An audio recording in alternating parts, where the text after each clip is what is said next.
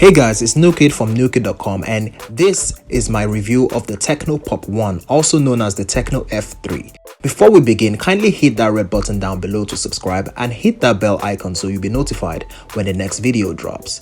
We have some of the specs on the box, quite similar to that of the F2, but as usual I'll be including a rundown of the specs on the screen. When you open the box, you're greeted with the phone. It has a screen protector applied. Underneath that, you have a transparent gel case, a 1-amp charger, a micro USB cable, earphones, 2400 mAh battery, a warranty card, a card from Boomplay Music, and specification manual. On the front, you have a 5.5-inch 960 by 480p 18:9 aspect ratio display. On top of that display, you have a 5-megapixel camera with flash and front-firing speaker. Below the display, there are 3 capacitive buttons. On the back, you have a 5-megapixel camera with dual flash and speaker. On the left, you have nothing. On the right, you have a power button and volume rocker key. On the top, you have a 3.5mm headphone jack. On the bottom, you have a micro USB port and microphone.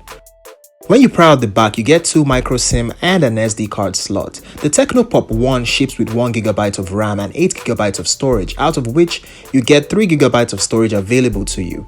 The Pop 1 is running on Android 7.0 Nougat with a light HiOS UI. It is powered by the MT6580 quad-core processor clocked at 1.3 GHz and Mali 400 GPU, the exact same one on the F2. Now, if you wish to see more about gaming on this processor, I'll be adding a link on top to watch my F2 review. Now, let's talk about everything that the F2 doesn't have, like the 5.5-inch 18:9 aspect ratio display, quite generous for a device in this price range. It isn't bezel-less by any means. The bottom chain does at least serve a purpose, hosting 3 capacitive buttons, so you don't have on-screen buttons taking any of that screen real estate. With the 5-megapixel selfie camera, you still get the same video, photo, beauty and panorama mode like the F2, but the camera is noticeably better.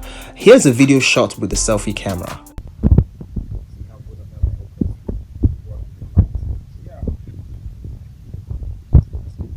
The TECNO Pop 1 comes with a unique feature that most phones are lacking these days, a built-in FM antenna, which means you don't need earphones plugged in to listen to it.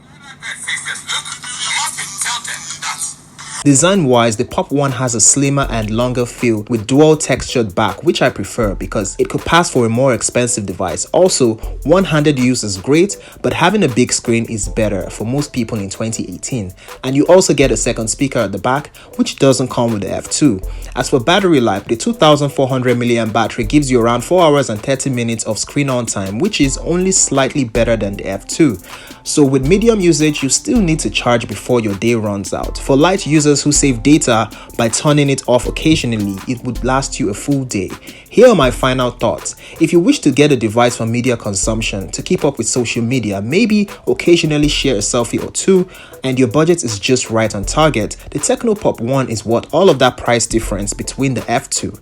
Thanks to 3C Hub for sending me a review unit. The price of the TECNO Pop 1 is $26,400, which translates to 70 USD, and you can pick one up at any 3C Hub store nationwide. You also get 40% off screen replacement cost if the screen is damaged within 18 months.